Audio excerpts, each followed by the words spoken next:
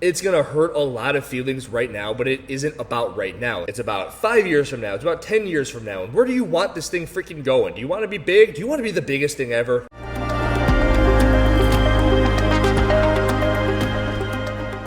Yo, the saga continues. In a saga, you have something that happens and it happens and it happens. It's a story. It's a reoccurring story. You want to hear the rest of it. I'm going to continue the story here. It's a story that I wish would just stop. I keep telling you guys, I wish that there was a line in the sand. I presented opportunities for this story to stop. We could have stopped at episode 2, but I'm bringing you episode 3 in this saga. And episode 3, we'll call it CrossFit Has Fucked Up Online Qualifiers featuring Frederik Aegidius. Episode 1 featured Danny Spiegel. Everybody saw that video. That video has almost 40,000 views at this point. And in that video, you saw that she was not locking out her muscle ups. You saw that she was not doing her pistols up the standard along with the entire planet who doesn't know how to do pistols. But you also couldn't see the clock, which is one of the rules. You have to be able to see the clock in your submission videos for those quarterfinal workouts. And you saw that she had also just gotten a major penalty which allowed for her season to continue. I thought the score should have been invalidated.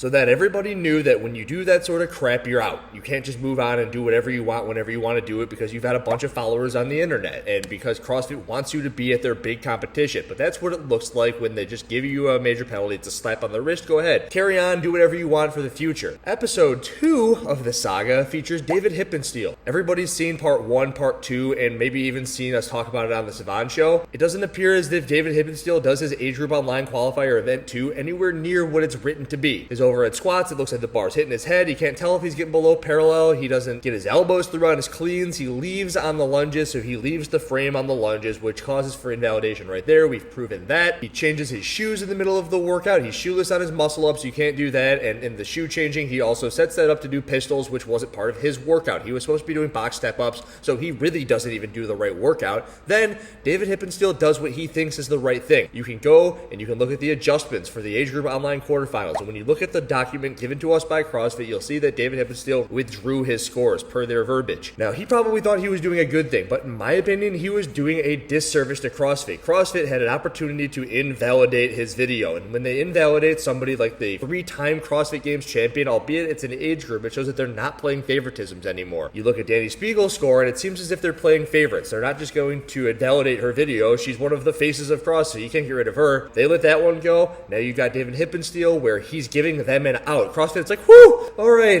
thank God that they just withdrew his scores. Now we don't have to do anything because we never want to do anything ever. We would have given him a major penalty, allowing him to then move on to the semifinal. And that would have signaled to the entire world that these sorts of things are okay. That brings us to episode 3, that being Frederik Aegidius. Now, I don't have Frederik Aegidius' video. I haven't seen his video. All I do is I have eyes, I can read words, and I know what scores on workouts look like. So, with my eyes where I can read words, I can look at the document that CrossFit has given to us, and I can see that Frederik Aegidius has a major penalty. It involves a significant number of repetitions on the overhead squat where the athlete failed to extend his knees and hips, a significant number of repetitions of the lunges in which the athlete was removed completely from the camera, and a significant number of repetitions on the power cleans in which the athlete failed to achieve a front rack position with the elbows clearly in front of the hand. Your new score is 1239. It's like, okay, it looks like they dinged somebody who should have been dinged. But then you go to the leaderboard, you look at Frederik Aegidius' score in the 35 to 39-year-old age division on the online quarterfinal qualifying for the age group. He is at 15th place on that workout. That is no joke of an online qualifier. There are now a lot of former games athletes filtering into 35 to 39-year-old division. A lot of them could beat a lot of the open athletes on a lot of workouts. You'll see that Dan Bailey didn't qualify for the semifinals. What you'll also see is that James Hobart didn't qualify for the semifinals. Now, let me tell you that James Hobart last year in this same division finished second at the CrossFit Game. You want to let me know how it's possible that James Hobart can go from finishing second to not qualifying? I'll tell you how. It's probably because he is one of the best moving people in the freaking world. He holds himself accountable. I'm not saying that every single person that beat him is cheating. All I'm saying is that I can connect the dots. I can see that he moves well. He is a level 1 seminar staff person who is probably holding himself to a higher level of standard than everybody else in the freaking world. And because of his integrity, it may or may not have alluded to him not even qualifying for the semifinal in a field of people where it doesn't take a genius to see that there's a bunch of issues here. And I think that that it may have led to someone like people like Dan Bailey and James Hobart missing out on a qualifying spot to the semifinals, making it back to the games to possibly make a run at the podium again. And with a major penalty, Frederik Aegidius is still sitting in 15th overall on workout number 2. And you say, Andrew, what's so wrong with that? Well, the first thing that's wrong with that, in very similar fashion to the Danny Spiegel and the David Hippensteel things that we just talked about in episodes 1 and episodes 2 of the saga, episode 3, you have an individual who appears to have done the majority of the workout incorrectly. Not incorrectly to the same way where David Hippensteel is doing the wrong movements, but Fredrick is leaving the camera, it's noted right there, and he's doing a significant number of repetitions where he's not doing them up to standard. I have another route in which I now need to talk about this, one that I haven't really discussed all that much, which is the topic which is brought up on a Brute Strength podcast featuring Seth from Jump Ship CrossFit and Micah Shoemaker, who is the host of the podcast. And that brings up the major penalty. The major penalty almost seems like an out for CrossFit. It's like, oh, you didn't do anything that looked like anything, here's a major penalty. They need to start fucking invalidating videos. They have to do it. Otherwise, you say, here's a perfect example. The workout is 100 muscle-ups for time. Let's say that everyone's finishing in about 10 minutes. And let's say that I decide to go do 100 muscle-ups for time. I do 100 muscle-ups, and on 80 of the muscle-ups, I'm pushing myself behind the rings, I'm missing the lockout, which is arguably the hardest part of the muscle-up, and I finish 100 muscle-ups for time in 7 minutes because of it. Everyone else finished 10 minutes and greater, but I finished it in 7 minutes. They give me a major penalty because 80 of the repetitions that I did were not up to standard. Everybody can see it, they give me a major penalty. Oh, okay, Andrew, good, you got your major penalty. That's a 15% deduction on your time. So I did it in 7 minutes. My new score would then be 8:03. 8:03 because 15% of 7 minutes is 63 seconds. In 63 seconds, I would add a minute and 3 seconds.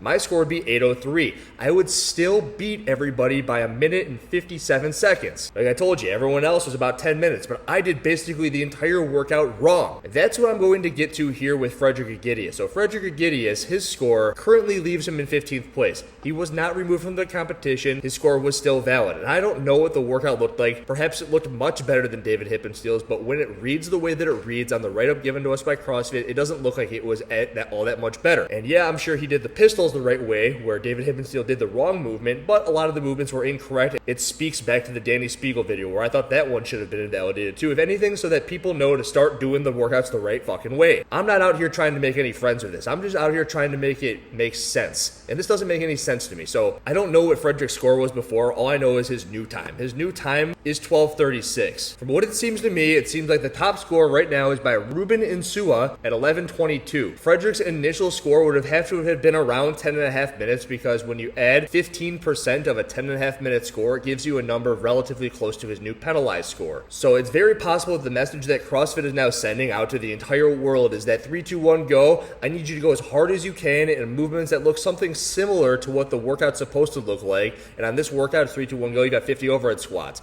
Make them look like an overhead squat. Then you've got the burpees, then you've got the cleans, then you've got the lunges, then you've got the muscle ups. As long as they look like what they're supposed to look like, the worst that we're going to do to you is give you a 15% deduction. I have never heard of them invalidating a video. The worst that I've heard of now is David Hippensteel removing himself from a competition. That's probably because I put it on the internet. There's a very good chance that if I hadn't had put that video on the internet, he would still be doing the competition. He'd be doing it because they would read on the age group thing that we're reading right here, David Hippensteel failed to get depth on his overhead squats. He failed to get his elbows through on the cleans. He failed to lock out his elbows on his muscle ups. He failed to do the right movement on the step ups, and then we wouldn't know anything. All we would know was what we were reading right there. We wouldn't have seen the video, just like we can't see Frederik Aegidius' video. We'd be left in the dark, and then everyone would hope that it just went away. So why is this episode 3, and why am I talking about Frederik Aegidius? It's because we need to put pressure back on CrossFit. This isn't really about Frederik Aegidius. He's just somebody who is a former games level athlete. I've seen him doing movement in the past that isn't that great, on a workout in the past where I haven't done movement that wasn't that great.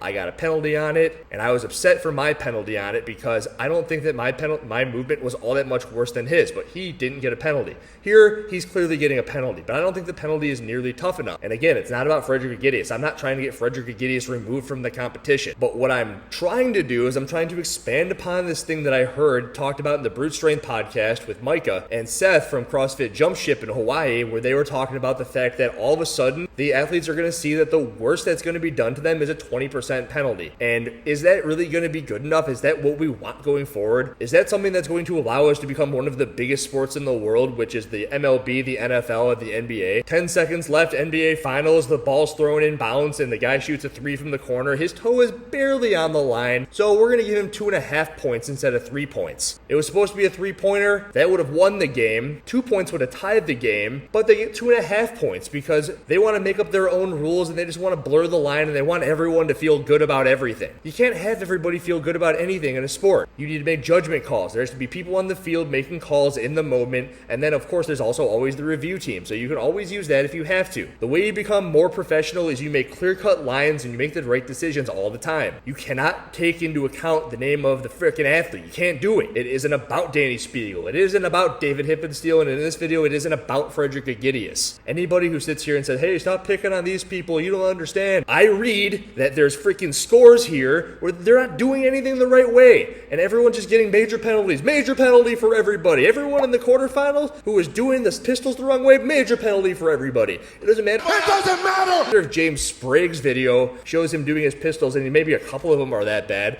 and then you've got people who are just hopping, skipping around, and they're not extending, they're not doing any pistols the right way. They both get a major penalty. It's like, what the fuck is going on? How is that okay? Not okay. It's ridiculous. So a quick recap on the video is it was Danny Spiegel first, then it was Dave Hippensteel, and now it's a video that I haven't seen, probably won't see. No one's going to ever see it. It's going to go away forever. But the issue now remains is that is a 15% major penalty enough? I don't think it's enough. I think it's an easy way out. CrossFit can get all of their favorite people into wherever they want to get them into, where really they should have just been doing the right thing in the first place. They should be fearful for their fucking lives that they're going to get a penalty or an invalidation of their video if they don't uphold the standards. They shouldn't have this, oh, you know what? CrossFit really likes me, and everyone has always just gotten a major penalty. So if I just blow this thing out of the water, the worst thing that's going to happen is I'm going to get a little worse. I'll still move on, and well, it's good. I'll be able to get all my sponsorship deals because I'll be at the big events, yada, yada, yada. Bullshit. So dumb. Like, how hard is it to figure this out? So many people want this the right way. So many people are offering solutions. And my solution is just start invalidating the videos. It's going to hurt a lot of feelings right now, but it isn't about right now. It's not about the athletes. It's not about right now. It's about 5 years from now. It's about 10 years from now. And where do you want this thing freaking going? Do you want to be big? Do you want to be the biggest thing ever? Or do you want to slowly melt into the ground because you're playing favorites with everybody because, oh, they're from Iceland? Andrew Hiller out.